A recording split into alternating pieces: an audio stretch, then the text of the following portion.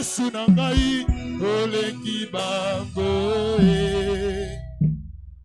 Telema likolo betela Yesu maboko makasi. Totelemi likolo to betela Yesu maboko. Betela Yesu maboko makasi. Betela Yesu aleki bango maboko makasi. Oya aleki bango nyonso, aleki banguya nyonso betela maboko makasi. Amen. Nakozanga koumela tofongoli maboko mitema. Tozoyamba liloba na poko lelo epa frère Gershon pendant kazo poussa na tobetela Yesu maboko makasi.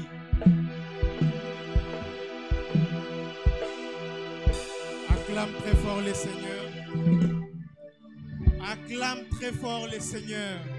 Betela Yesu maboko makasi. Jésus-Christ est en ces lieux. Yesu azale sikoyo. Jésus-Christ est en ces lieux. Yesu azala kate sikoyo. Alléluia. Gloire à Jésus. Tu n'acclames pas pour faire du bien au Seigneur. Alléluia. Mais tu l'acclames parce qu'il le mérite. Ozo betela ye maboko po ete ye abongi na yango. Oh Jésus. Wow. Alléluia. Que ton acclamation ne dépende pas de ma motivation. Aujourd'hui, c'est ton culte. Tu es venu ici pour Jésus. Tu es venu ici pour Jésus. Tu es venu ici pour Jésus. Je peux même laisser ce micro et te laisser entrer encore en prière. Rencontrer c'est Jésus que tu es venu chercher. Rencontrer c'est Jésus que tu es venu chercher. Alléluia. Et Jésus. Oh, tu es digne. Alléluia. Alléluia. Amen. Nous allons recommander ces instants entre les mains du Seigneur. Prions.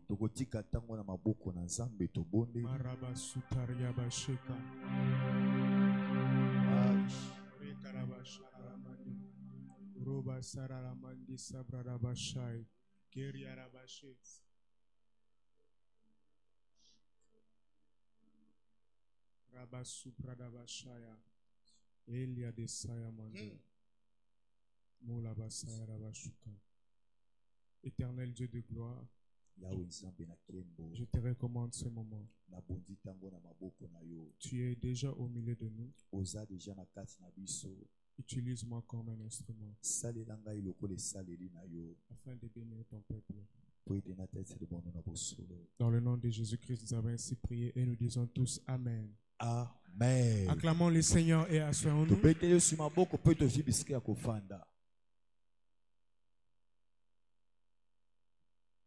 Nous disons merci à Dieu pour cette opportunité de nous tenir devant vous afin de transmettre la parole de Dieu. Nous disons merci à l'apôtre,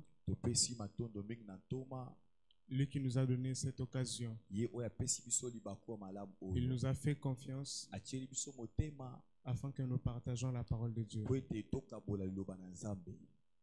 Et je bénis le Seigneur pour votre présence en ces lieux. Si vous êtes venus, ce n'est pas un hasard. Amen. Et je salue tous ceux qui nous suivent en ligne. Alléluia. Amen. Alléluia. Amen.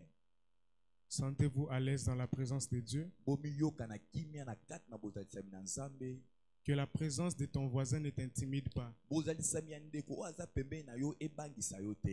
Amen. Amen. Ce soir, nous allons parler du fondement de la foi.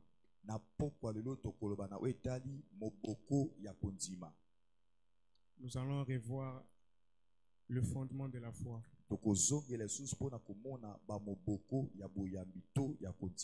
Nous n'allons pas poser ce fondement. Nous voulons juste rappeler, revoir cela. Je suis dans le livre de 1 Corinthiens, chapitre 3, chapitre 3, le verset 11. verset 11. Je vais lire au nom du Seigneur. Car personne ne peut poser un autre fondement que celui qui a été posé, savoir Jésus-Christ. Alléluia. Amen. Alors le fondement que nous allons revoir aujourd'hui, c'est Jésus-Christ.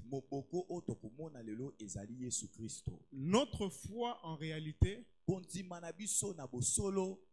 repose sur Jésus. Ta foi ne repose pas sur une science.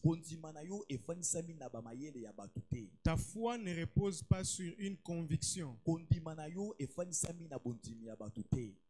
Notre foi à nous tous ne repose pas sur des théories.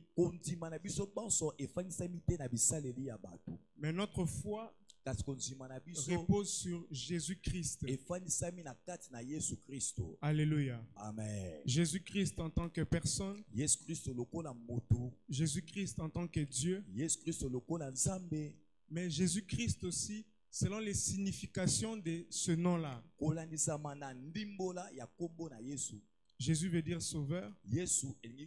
Christ veut dire Messie ou le oint. Et cela signifie que il n'y a qu'une seule personne qui a été désignée comme étant le seul chemin par lequel nous pouvons être sauvés. Il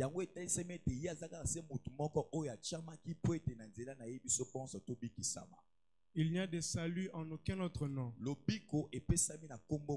si ce n'est le nom de Jésus. Alors voilà. Lorsque vous voulez inviter quelqu'un à une fête ou à une manifestation, pour l'honorer, il faudrait l'inviter à son titre et à sa qualité respective.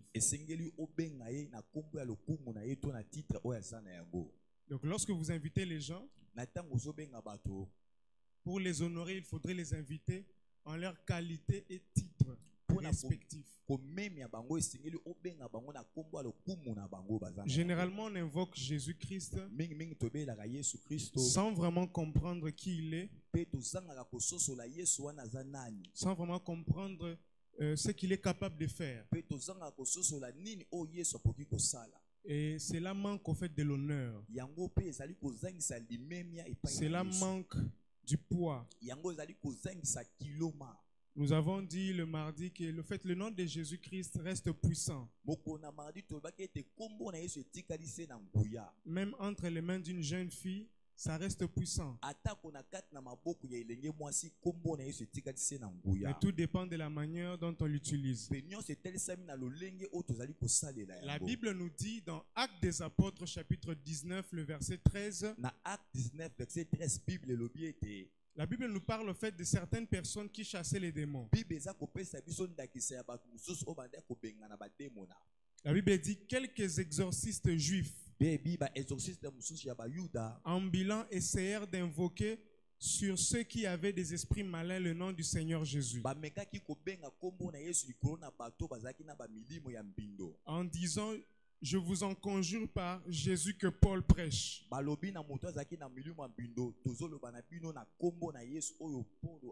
Je vous en conjure par Jésus que Paul prêche. Ils ont essayé d'invoquer le nom du Seigneur. Mais voici comment est-ce qu'ils invoquent. Ils disent par Jésus que Paul prêche. Cela veut dire qu'ils n'ont pas une relation personnelle avec ce Jésus. Ils n'ont pas une révélation personnelle de ce Jésus. Ils parlent d'un Jésus que Paul prêche, d'un Jésus qu'ils ont seulement entendu parler, dont ils ont seulement entendu parler. Et c'est ce qui arrive souvent même avec les chrétiens. La nuit, lorsqu'il reçoit ou lorsqu'il a une attaque, il se réveille avec toute la panique. Il commence à dire au nom de Jésus, au nom de Jésus, au nom de Jésus. Il le fait en désordre. Parce que lui-même ne comprend pas vraiment ce qu'est Jésus. Il n'a pas cette révélation intime-là. de Jésus-Christ. Alors nous allons voir l'histoire d'un homme qui a évolué dans sa révélation personnelle de Jésus. Alléluia. Amen. C'est très important dans le combat spirituel que d'évoluer dans sa révélation personnelle de Jésus-Christ. C'est juste ça qui fait la différence entre les pasteurs et tous les chrétiens. Ce n'est pas que les hommes de Dieu ont un plus grand Jésus et les fidèles n'ont pas de Jésus. C'est juste que certains ont évolué. Ils ont évolué dans leur révélation personnelle de Jésus. Matthieu chapitre 16. Matthieu chapitre 16. Le verset 13 à 17. Matthieu 16, 13 à 17. Jésus étant arrivé dans les territoires de Césarée de Philippe, demanda à ses disciples, « Qui dit-on que je suis, moi, le Fils de l'homme » Ils répondirent, « Les uns disent que tu es Jean, les autres Élie, les autres Jérémie, ou l'un des prophètes. Et vous, leur dit-il, qui dites-vous que je suis? Simon-Pierre répondit, tu es le Christ, le Fils du Dieu vivant. Jésus, reprenant la parole, lui dit, tu es heureux, Simon, fils de Jonas, car ce ne sont pas la chair et le sang qui t'ont révélé cela, mais c'est mon Père qui est dans les cieux. Point. Bon, voilà. Mais c'est mon Père qui est dans les cieux. Point. Donc, c'est le Père dans les cieux qui a révélé à Pierre cela. Alors là, nous voyons l'histoire de Pierre. Jésus a déjà fait plusieurs années dans le ministère. Et il a marché avec les disciples. Un bon jour, il s'assoit. Et Jésus pose la question. Généralement, quand Jésus pose une question comme ça, certainement, il est en train de d'écrire un peu par terre. Il fait comme s'il ne les regarde pas. Bon. Qu'est-ce que les gens disent de moi? Qu'est-ce que les gens disent? Alors ils répondent tous aisément. Les uns disent tu es Élie. Les autres tu es Jérémie. Les autres tu es Jean-Baptiste. D'autres disent bon, c'est l'un des prophètes. Vous savez que c'est très étonnant. Hein? Quelqu'un qui s'appelle Jésus. Mais on dit que c'est Jérémie. Il s'appelle bien Jésus. Mais on dit c'est Élie. De toute façon, Jean-Baptiste vient de mourir. Mais on dit c'est Jean-Baptiste. Vous savez, quand quelqu'un ne veut pas croire, quand quelqu'un est incrédule, même quand la chose est évidente, il va dire non.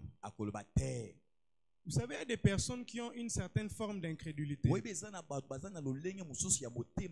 que quand déjà il a dit que ce papier est bleu, ça reste bleu pour lui. Même si tu l'as prouvé, tu lui as démontré que c'est blanc, lui il va dire que c'est bleu. Tu lui dis, mais ouvre les yeux, regarde, ça c'est quelle couleur? C'est pas blanc. Oh, non.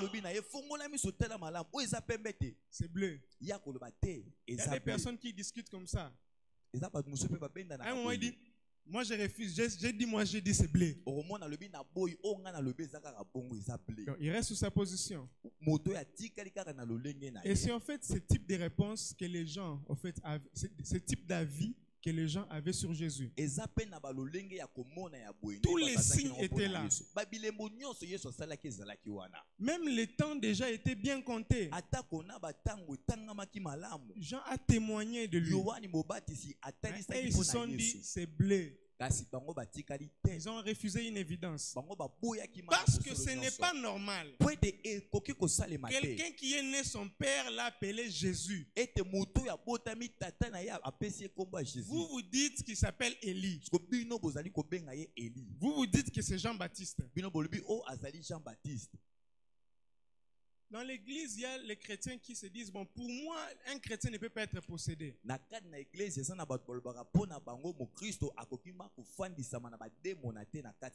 Mais si vous voyez bien sa vie, il a des démons.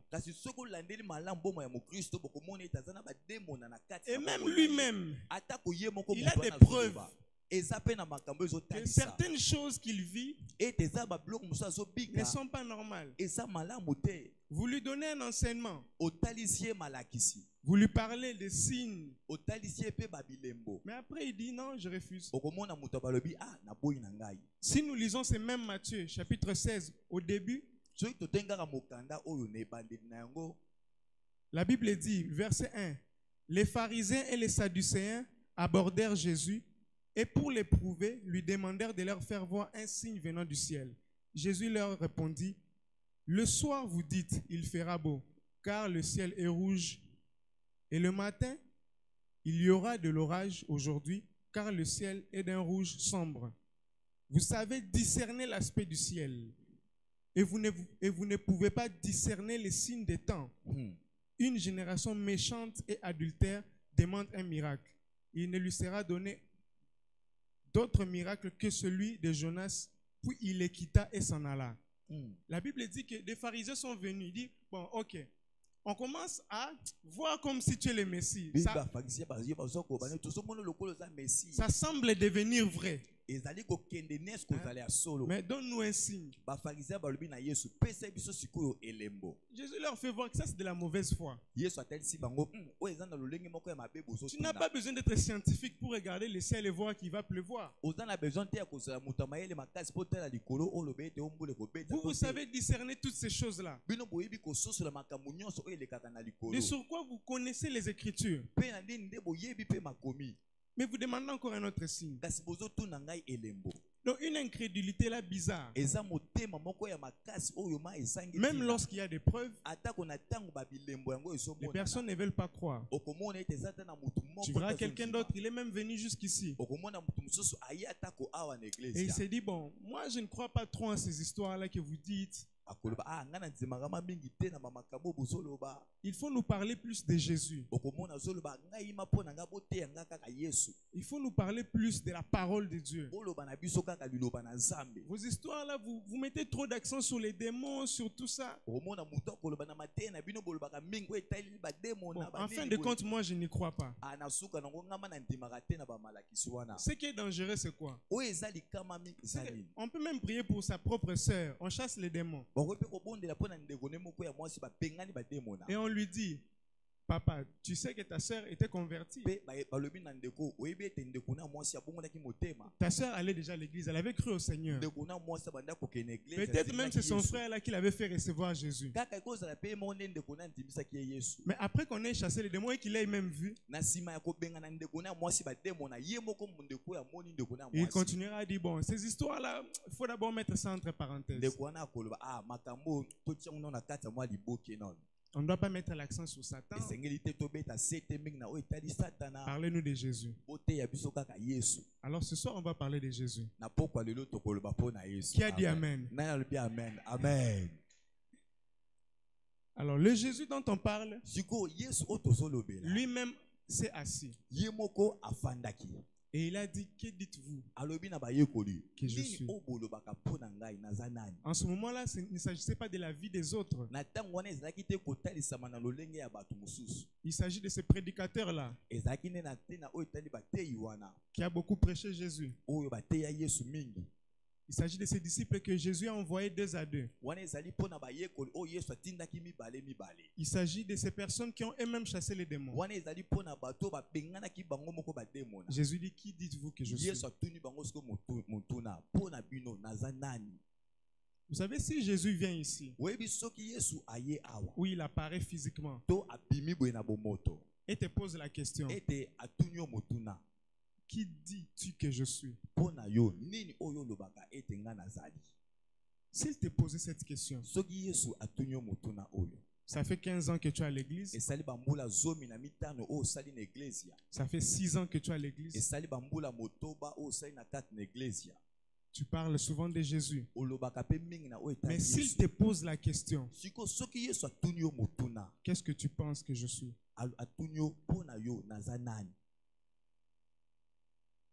Qui dis-tu que je suis? Ce n'est pas une question facile. Vous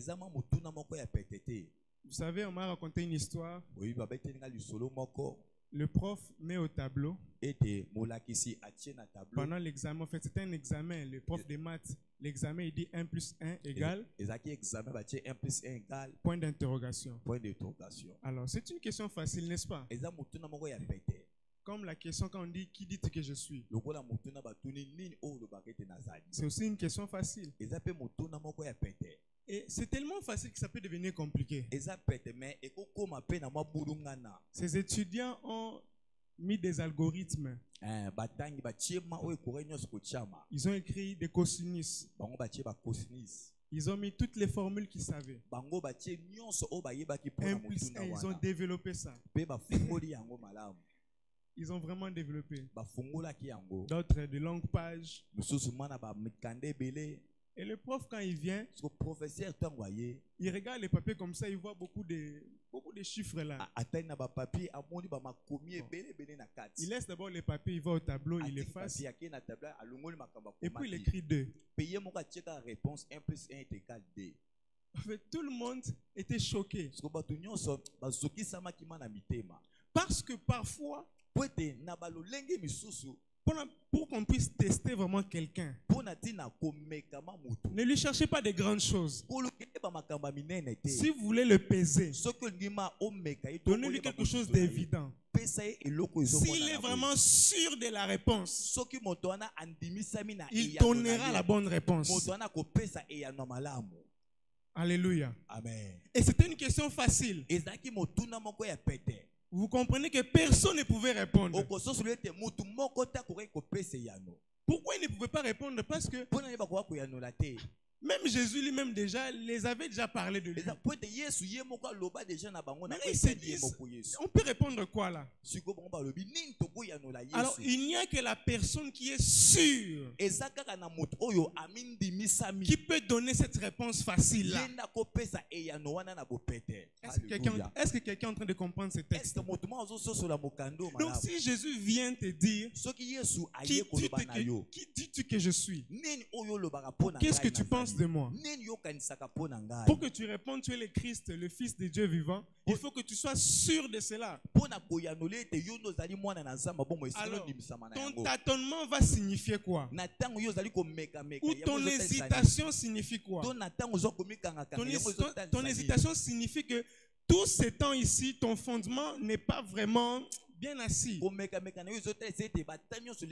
Lorsqu'on te pose une telle question que tu commences à réfléchir, cela veut dire que tu ne t'étais pas bien assis sur cette vérité. Et plusieurs chrétiens ne sont pas assis sur la vérité. Il suffit que quelqu'un d'une autre religion vienne un peu le bouger. Et tu vois, il va commencer à tâtonner, il sort beaucoup de textes. Non, croire en Jésus, c'est-à-dire que tu as cru et c'est fini. La vérité que tu as reconnue certaine, personne ne peut venir changer ça. Tu sais que 1 plus 1 égale 2. Tu ne vas pas te compliquer la tâche. Tu n'as qu'à mettre 2. Et la réplique de Jésus m'intéresse maintenant. Jésus reprend la parole et dit, tu es heureux Simon, car ce ne sont pas la chair et le sang qui t'ont révélé cela, mais c'est mon Père dans les cieux qui t'a révélé ces choses. Alors je me demande, pourquoi une telle réplique? Pourquoi Jésus prend le soin de dire que ce n'est pas la chair et le sang? La chair et le sang signifie quoi? C'est comme quand Paul parle, nous n'avons pas à combattre contre la chair et le sang. Cela veut dire simplement les hommes. Les gens qui ont la chair et le sang. Nous n'avons pas à combattre contre les hommes. Alors Jésus dit, ce n'est pas un homme qui t'a révélé cela. Mais cette fois-ci, avec l'assurance que tu as là, avec cette révélation personnelle que tu as, ce n'est pas l'homme qui t'a révélé ça. C'est mon Père dans les cieux qui t'a révélé cela. Mais il y a un petit problème. Comment est-ce que le Père lui a révélé cela? Si nous voyons la rencontre de Jésus avec Pierre,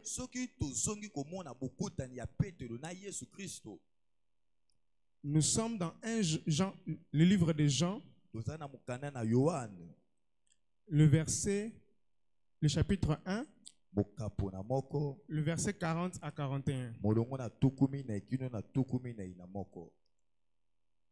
Quand Dieu dit que ce n'est pas la chair et le sang, mais c'est mon Père, ce texte que nous allons lire va un peu contredire ça.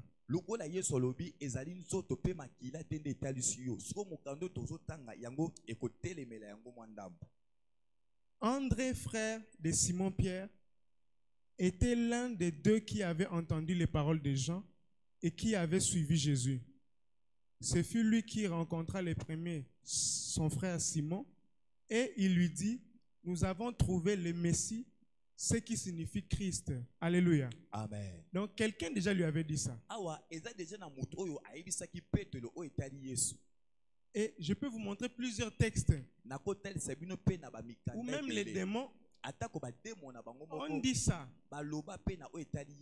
Alors comment Dieu est en train de dire, ou Jésus, il dit que ce n'est pas la chair et le sang qui t'ont révélé ces choses, mais c'est mon Père dans les cieux. Parce que nous voyons là déjà, le premier jour où Pierre rencontre Jésus, on commence déjà par lui dire que c'est le Christ. On commence déjà par lui dire ça. Et tout au long de leur parcours, ils ont vu les démons témoigner de Jésus, fils de Dieu. Et même Jésus lui-même s'est prêt. Donc le nom déjà, le Christ, c'était déjà son nom. Mais pourquoi Jésus dit cette fois ce n'est pas la chair et le sang? Cela veut dire que avant, c'était parce que ton frère t'avait parlé. Avant, c'est parce que ta soeur t'avait amené à l'église. La réponse n'a pas changé. Elle est la même. Je suis Jésus. Je suis le Christ. Et tu le savais déjà depuis longtemps. C'est comme chacun d'entre nous ici. Nous savons que Jésus-Christ est Seigneur. Nous savons qu'il est Fils de Dieu. Mais seulement est-ce que nous avons cette révélation intérieure? Est-ce que nous avons cette assurance-là? Jésus les a mis sous stress. Et il pose la question. Pierre, cette fois, il ne dit pas à cause de ce que son frère lui avait dit. Mais il dit parce qu'il y a comme une conviction dans son cœur. Il y a une certitude dans son cœur. Dieu le rassure. Dieu a fermé cette vérité. Et pourquoi Dieu a fermé cette vérité seulement chez Pierre et pas chez un autre? Parce qu'en fait, ce jour-là, Jésus était en train de faire un test. Le test pour choisir qui va rester avec l'église. Qui aura la plus grande assurance, qui sera le plus affermi. Jésus ne veut pas faire un choix sentimental. Pour choisir les 12, il a prié la nuit. Et il est venu lui-même. Il a commencé à désigner. Mais ce jour-là, il veut choisir sur quelle pierre il va poser l'église. Il veut savoir en qui la pierre est vraiment solide. Pierre s'appelle Pierre.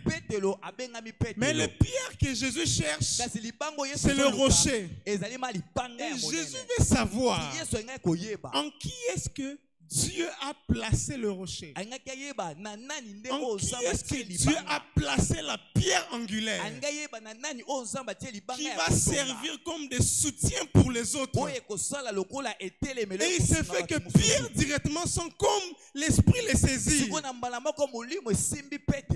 de tous les doutes, de toute incertitude qui peut être suscitée à cause de l'évidence de la question, Pierre se lève et dit, tu es le Christ, le Fils du Dieu vivant. Et alors là, Jésus comprend que c'est Pierre qui est désigné. Et même quand Satan a voulu cribler les apôtres, Jésus n'a pas prié pour tout le monde. Il a prié là où il y avait un gage, là où il y avait un élément. Et il a dit, lorsque toi tu seras converti, tu vas revenir, affermir aussi les autres. Et lorsqu'il va affermir les autres vont aussi affermir les autres. Les autres vont aller poser le même fondement chez les autres. Et c'est ainsi que nous allons former l'édifice qui est l'église. Alléluia. Amen. Alléluia. Gloire à Jésus. Et c'est ça que Jésus veut pour tout chrétien. Arriver à cette conviction-là. Arriver à cette affirmation. Arriver à cette révélation personnelle. Et ce type de révélation personnelle a fait en sorte que tout le monde n'était pas apôtre dans l'église primitive. Mais un disciple pouvait quitter ici et aller dans une ville où Christ n'a pas encore été prêché, et il pose les fondements, parce que lui-même son fondement est très bien établi. Alléluia. Amen. L'église d'Antioche est née comment? Ce ne sont pas les apôtres qui sont allés ouvrir cette église. Ce sont des disciples qui ont foué la persécution. Mais comme leur fondement était solide, où qu'ils soient, ils peuvent poser cela et bâtir l'édifice. Est-ce que toi, si on t'envoie à Mbandaka, tu peux aller poser le fondement là-bas? Alors tu peux beau être chrétien, mais est-ce que le fondement en toi est solide? Est-ce que tu bâtis vraiment sur les rocs? Philippe n'était même pas encore évangéliste, mais vu que le fondement était solide, lorsqu'il se déplace et il va quelque part, il établit une église. Lorsqu'il se déplace, il va quelque part, il peut poser les fondements. Et le fondement, c'est qui? C'est Jésus-Christ. Est-ce que même dans ta vie, le fondement est bien établi? Alléluia. Comment tu vas savoir que le fondement est bien établi? C'est lorsque tu as cette certitude que même si j'ai voyagé dans Pengwate, donc tu te dis, même si j'allais en Europe, même s'il y a des persécutions, même si je me retrouvais dans un endroit où il n'y a pas d'église, ma foi ne dépend pas des églises. Ma foi est posée sur Christ. Ma foi est fondée sur Christ. Ma foi ne dépend pas d'un rassemblement.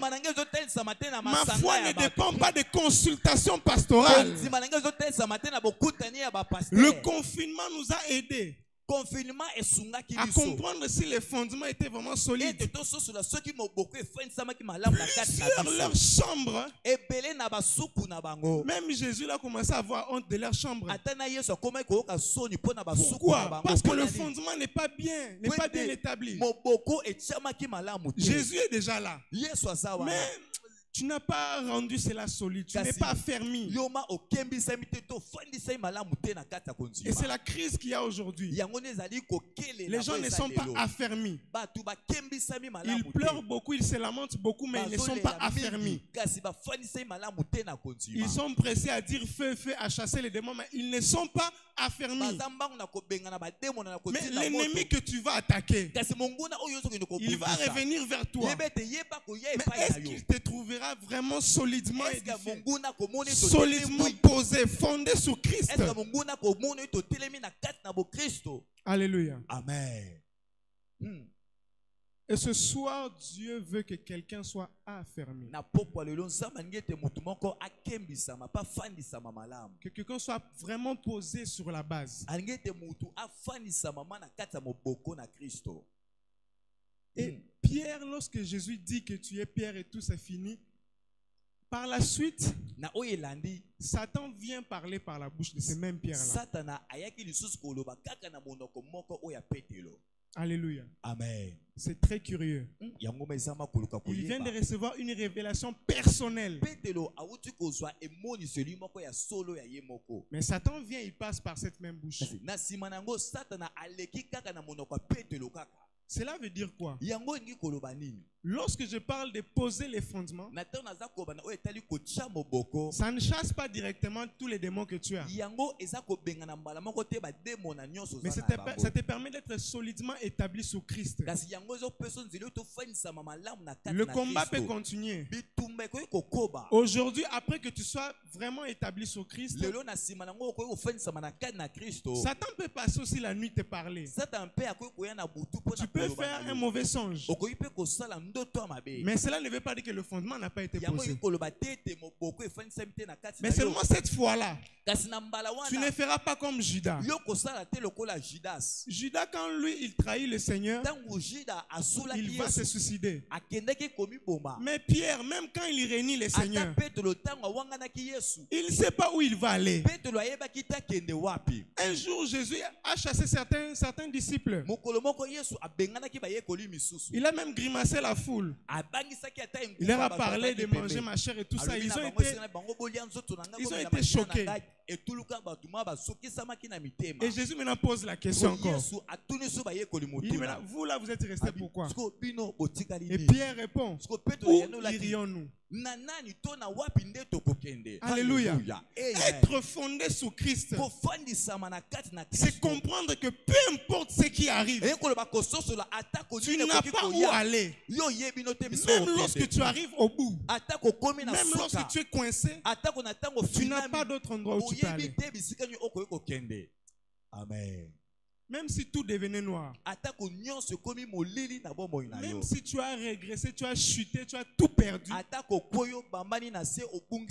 même si tout le monde se moque de toi, toi tu es chrétienne.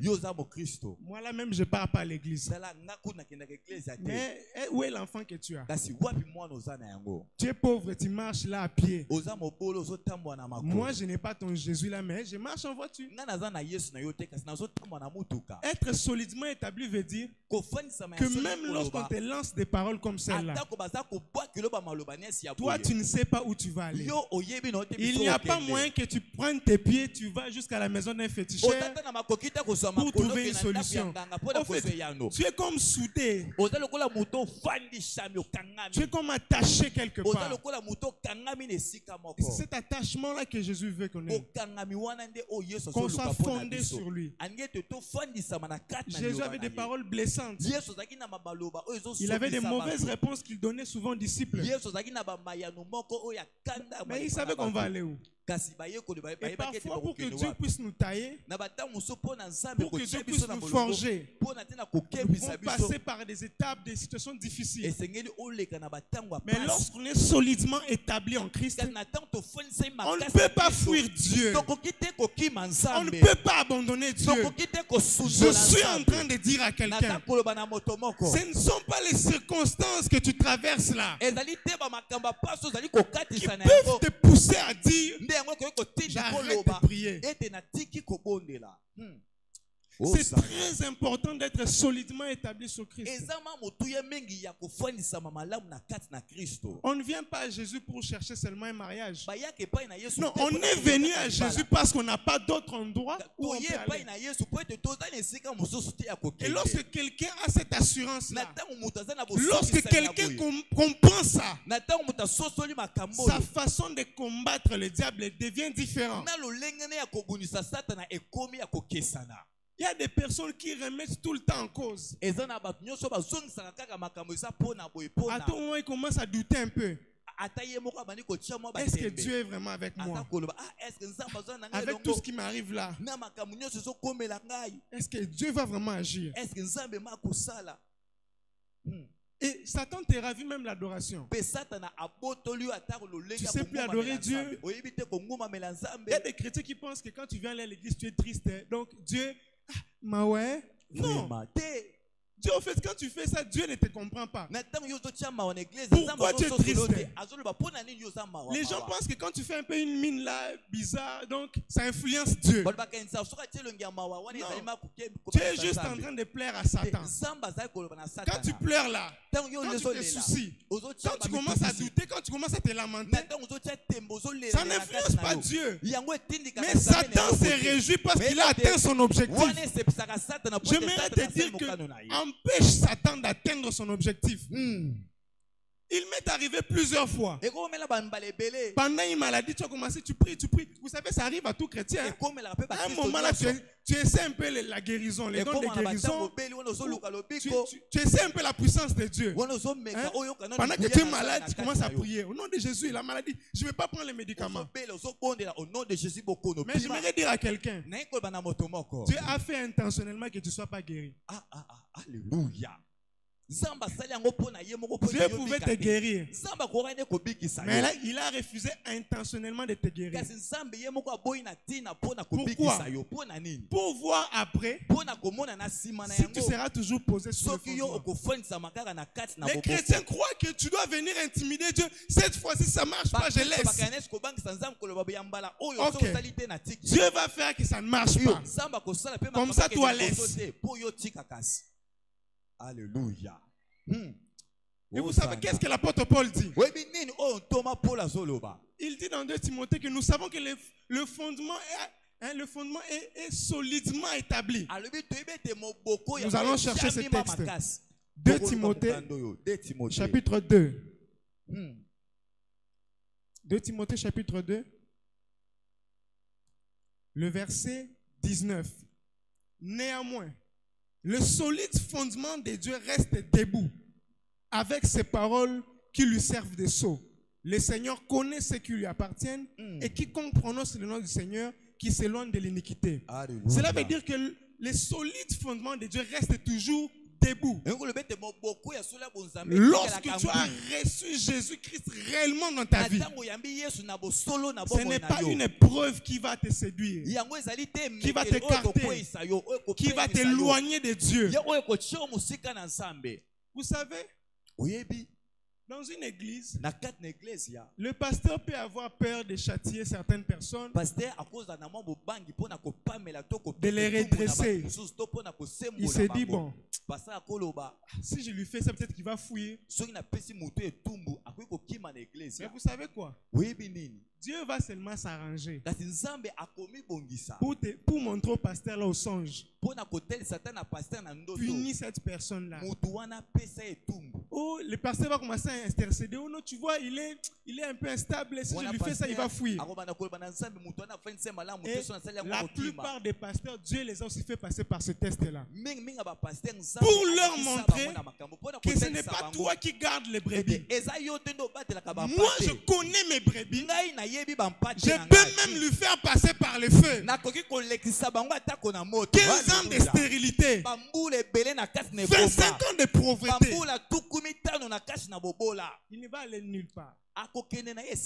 Parce que le fondement a été bien établi. Je suis en train de dire à quelqu'un que le fait que Satan ait un peu livré Job et le fait que Dieu ait un peu livré Job ne veut pas dire que Dieu a un problème avec Job. Mais Dieu veut juste te montrer à la face du monde que ça ne dépend pas de Job. Ça dépend de moi. Si vous voulez établir votre foi, votre vie chrétienne, toute votre croyance sur Jésus, il va falloir commencer par comprendre que tu n'as pas la force de rester toi-même en Christ. Tu n'as pas la force de t'attacher toi-même à Christ. Et ce n'est pas la facilité des exaucements que tu reçois qui fera que tu sois attaché à Christ. Et ce n'est pas non plus le manque d'exaucement qui va te séparer de Christ. Mais seulement c'est parce que tu as accepté de lui faire confiance. C'est à cause de cette confiance-là que Dieu ne peut pas te décevoir. Je suis venu te dire ce soir que comme tu as décidé depuis ce premier jour-là de placer ta confiance en Jésus, arrête de croire que tu seras un jour déçu. Arrête de croire qu'un jour Dieu va t'abandonner. Arrête de penser qu'il va faillir dans ses promesses. Pour que tu viennes à lui, c'est lui qui t'a appelé. Maintenant, pourquoi tu veux faire les choses à ta manière? Pourquoi tu veux conduire Dieu? Si ça dure longtemps, c'est parce que toi tu ne comprends pas encore que tu dois abandonner d'abord tes œuvres. Tu dois laisser Dieu faire pour que lui-même il s'attribue toute la gloire. Alléluia, gloire à Jésus. Tu dois laisser Dieu faire pour qu'il s'attribue lui-même toute la gloire. Un jour, Abraham a essayé de suivre la voie de Sarah et de faire à sa manière. Sache que ta solution là, Dieu va rejeter ça. Tu vas trop discuter avec Dieu. Dieu ne va jamais fléchir. Si toi tu refuses sa méthode, il ne va pas te suivre. Il y a des gens qui disent à Dieu, bon, ok, Dieu, viens d'abord, suis-moi. Et Dieu sera comme ça, il te regarde seulement. Mais suis-moi, Dieu ne va jamais te suivre. Alléluia. Amen. Si Dieu commence à te suivre, il n'est pas sûr que ton chemin là va conduire jusqu'à destination.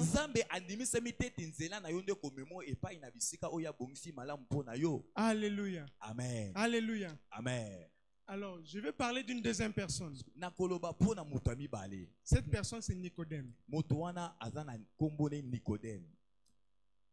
Jean chapitre 3. Jean chapitre 3. Le verset 16. Vous savez, pour convaincre un homme comme Nicodème, c'est-à-dire un docteur de la loi, Jésus utilise une phrase si célèbre. D'ailleurs, certaines personnes considèrent que Jean 3,16 c'est comme la maternelle des choses de Dieu. Les prémices, là, les fondements, les élémentaires. Nicodème a commencé à voir tout ce que Jésus faisait. Et dans son cœur, il s'est dit, cet homme peut être vraiment ce qu'il prétend. Et il est venu le soir voir Jésus. Vous savez, il y a trois types de personnes. Les incrédules tout faits, dont nous avons parlé. Et même quand tu lui dis ça c'est blanc, il te dit c'est bleu. Deuxième sont des gens qui croient facilement. Et d'autres, ils sont un peu au milieu. Pour qu'ils aient cette révélation personnelle, ça peut demander certaines gymnastiques. Alors, moi je m'attendais à ce que pour que Jésus convainc Nicodème, il doit lui dire des grandes choses. Mais les grandes choses, Nicodème n'arrive pas à comprendre. Alors Jésus lui dit quelque chose de très simple. Et nous connaissons ça. Car Dieu a tant aimé le monde qu'il a donné son Fils unique, afin que quiconque croit en lui ne périsse point, mais qu'il ait la vie éternelle. Ok, on va relire ce texte. Car Dieu a tant aimé le monde qu'il a donné son Fils unique.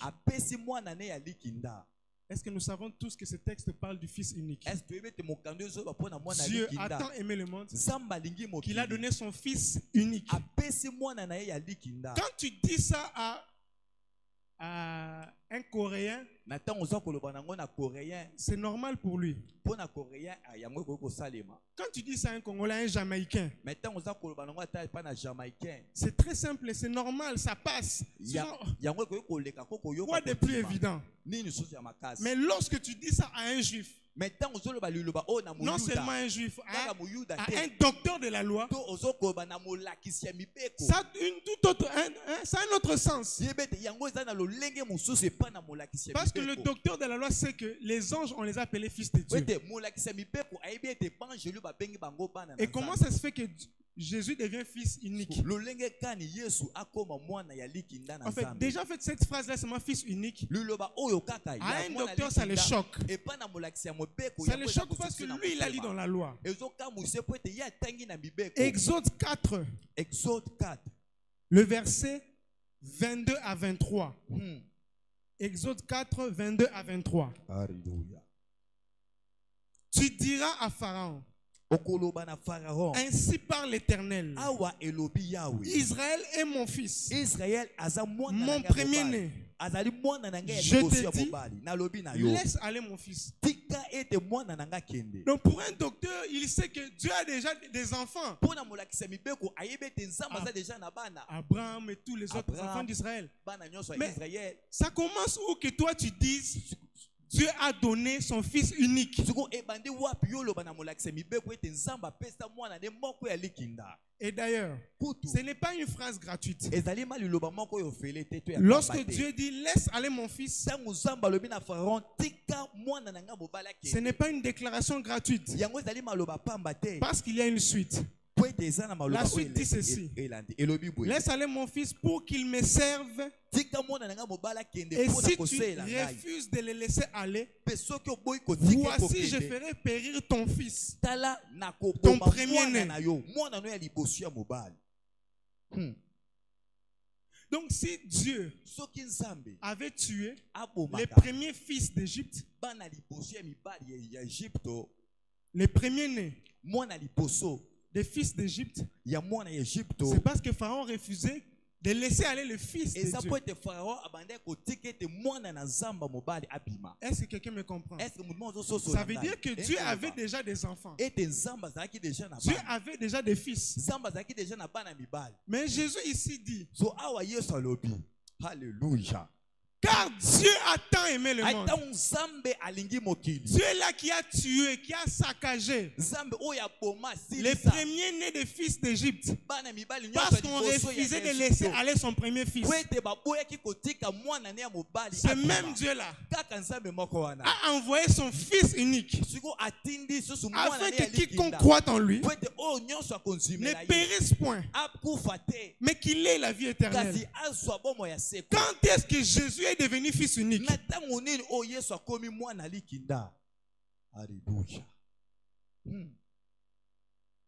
Est-ce que ça avance bien? Quand est-ce que Jésus est devenu fils unique? Nicodème, quand il entend ça, il arrête de répliquer. Il reste d'abord calme. Qu'est-ce que cet homme veut dire? Cela veut dire que nous tous là, Dieu nous a rejetés. On n'est plus fils de Dieu. Quand est-ce qu'on n'est plus fils de Dieu? Quand est-ce que même les anges dans la Bible dit qu'ils sont fils de Dieu ne sont plus fils de Dieu? Quand est-ce que tout est devenu centré sur Jésus? Quand est-ce que Dieu a centré toutes choses. Souvent quand on lit Jean 3,16, on ne comprend pas la profondeur de ce texte. Lorsque Dieu dit fils unique, cela veut dire qu'en ce moment-là, il n'a pas d'autre fils. Et qu'il a un seul fils. Il a rejeté tous les autres. Il a déshérité tous les autres. Et il s'est concentré sur un seul fils. Nous allons lire Matthieu. Matthieu chapitre 3, versets 16 à 17. Matthieu chapitre 3, versets 16 à 17. Dès que Jésus eut été baptisé, il sortit de l'eau. Jusque-là, les enfants d'Israël sont toujours fils de Dieu. Ils sont toujours premiers-nés de Dieu.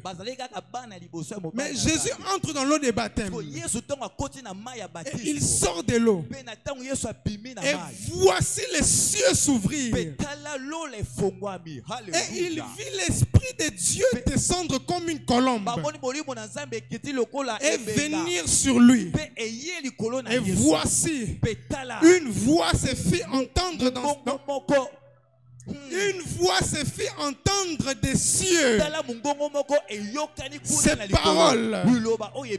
Celui-ci est mon fils bien-aimé, en qui j'ai mis toute mon affection, en qui j'ai concentré toute mon affection. Lorsque Jésus est né, il est né sous la loi. Il est fils d'Israël. Il est enfant de Dieu par Abraham. Mais le jour où il va aux eaux de baptême et qu'il entre, il sort, la voix se fit entendre. Voici mon fils bien-aimé, en qui j'ai concentré toute mon attention, en qui j'ai concentré toute mon affection. En ce moment-là, Jésus devient le fils unique. Si tu crois en Jésus, non pas lorsque tu crois en Abraham, non pas quand tu crois en Isaac, non pas parce que tu es né de Jacob. La Bible dit ceci: en ceux qui croient en son nom, tous ceux qui croient en son nom, tous ceux qui l'ont reçu, elle a donné le pouvoir de devenir enfant de Dieu, non pas selon le sang, non pas du sang, ni selon la chair, non pas de la volonté d'un homme, mais dans la volonté de Dieu.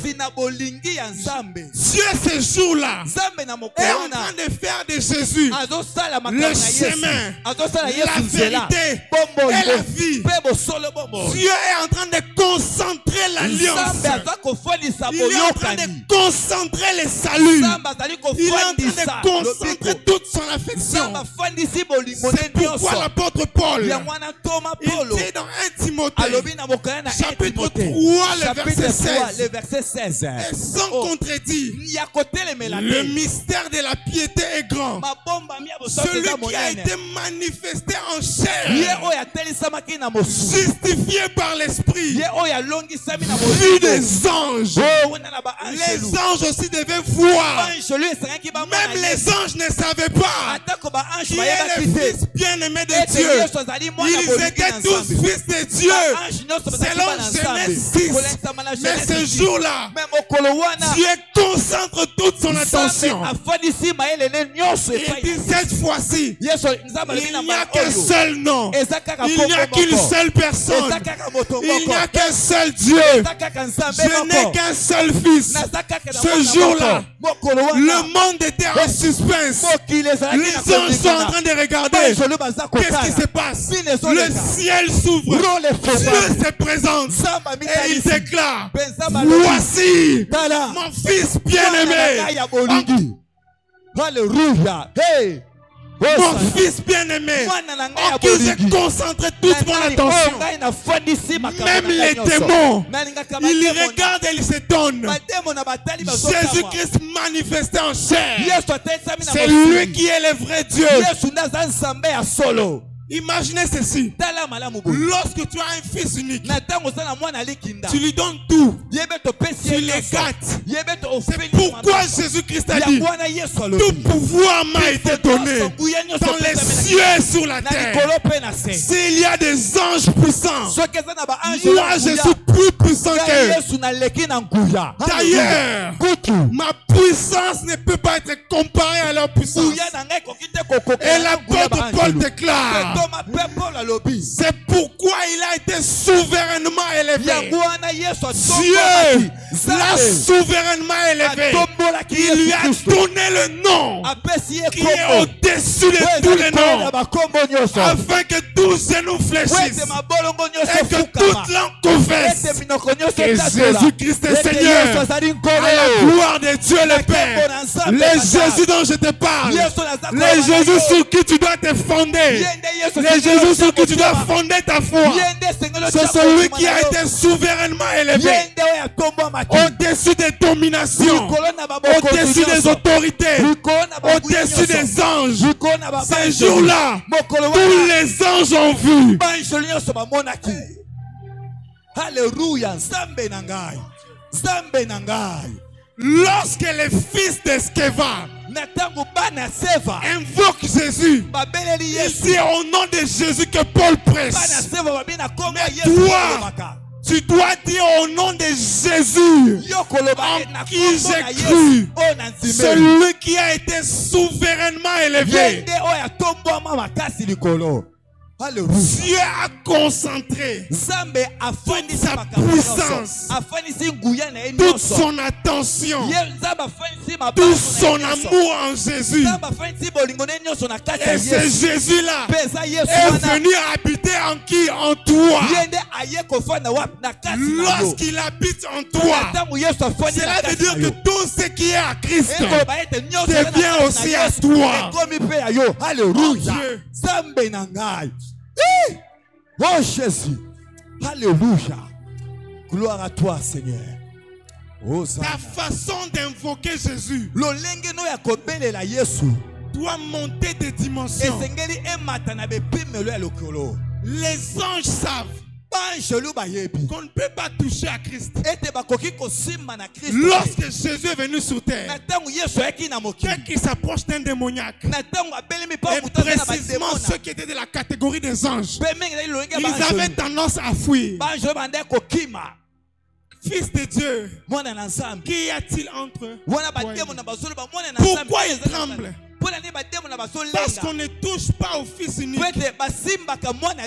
Même toi, lorsque tu mets au monde un seul enfant, tu deviens très jaloux de cet enfant.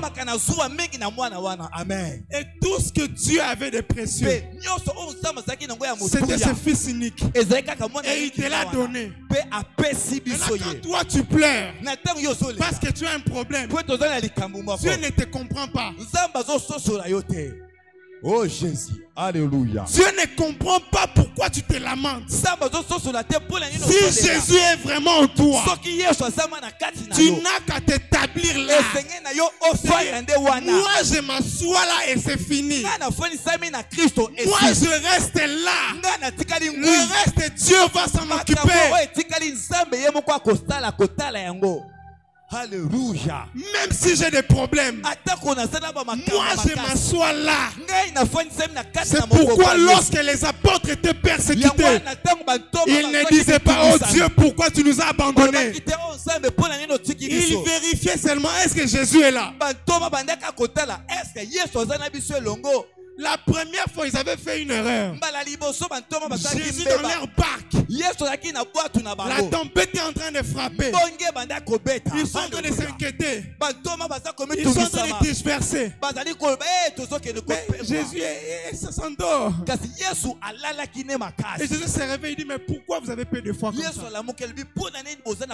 Moi je suis là et vous pensez que moi aussi je vais me noyer. Vous n'avez pas compris que je suis le Fils unique. Et ce n'est que plus tard, lorsque Pierre a eu cette révélation, on les a arrêtés, on les a fouettés. On veut les relâcher. On veut les relâcher, on leur dit, ne prêchez plus Jésus. Pierre, il regarde, il a des blessures. Il dit, jugez vous-même. Est-ce qu'on doit obéir à Dieu ou à vous? Je suis en train de dire à quelqu'un, tu n'as pas à obéir à un homme. Tu n'as qu'à suivre ce que Jésus te dit. Que ta vie soit solidement établie sur Christ. Que ta vie soit solidement fondée sur Christ. Peu importe ce que tu peux vivre, Satan peut passer sur ton chemin. Satan peut toucher à ta vie. Il peut toucher à ton âme. Mais le fondement qui est solide là. Alléluia. Gloire à Jésus. Alléluia. Hosanna. Gloire à l'agneau de Dieu. Le solide fondement. Moboko ya solo. Le solide fondement. Moboko ya makasi ya solo. Alléluia. Hosanna. Ce message est venu particulièrement pour une personne. L'idée ya oyo eyekaka pona mutu moko. Hosanna. Dieu a peur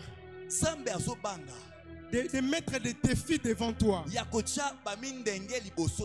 aime créer des témoignages. Il a fait de nous plus que vainqueurs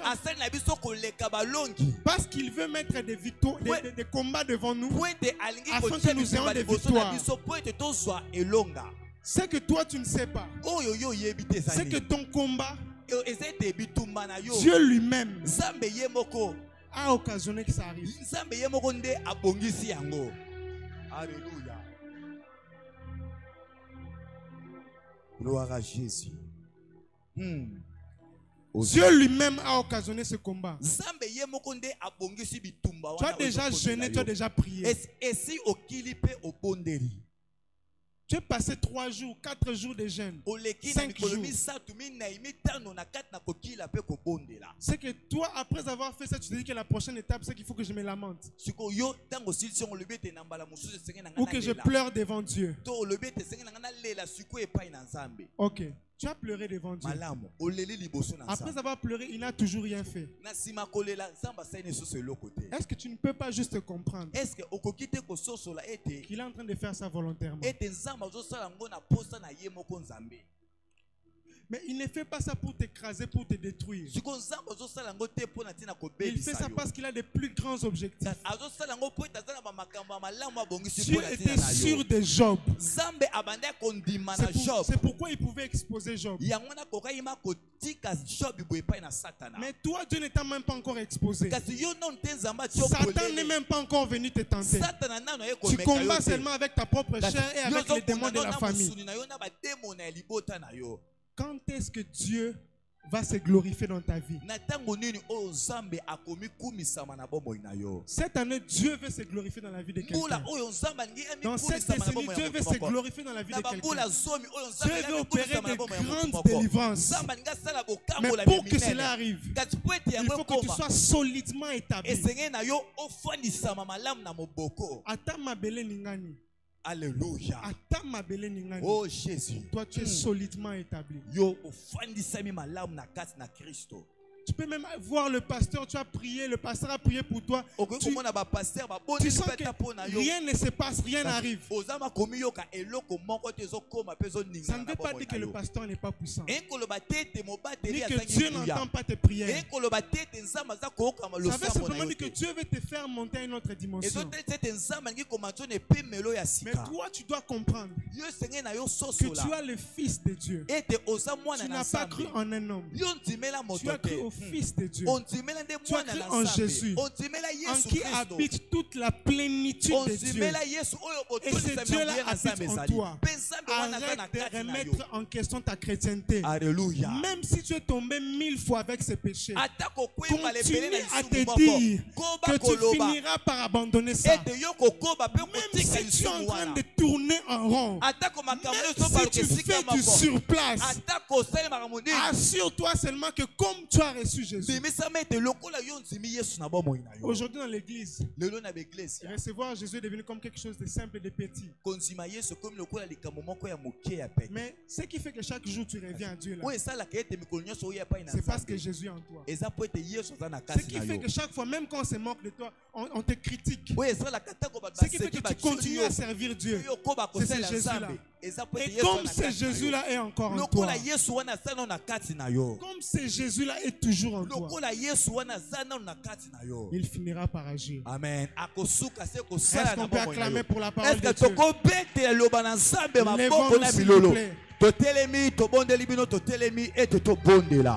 Gloire à Jésus, l'homme de Galilée, Jésus de Nazareth. Alléluia.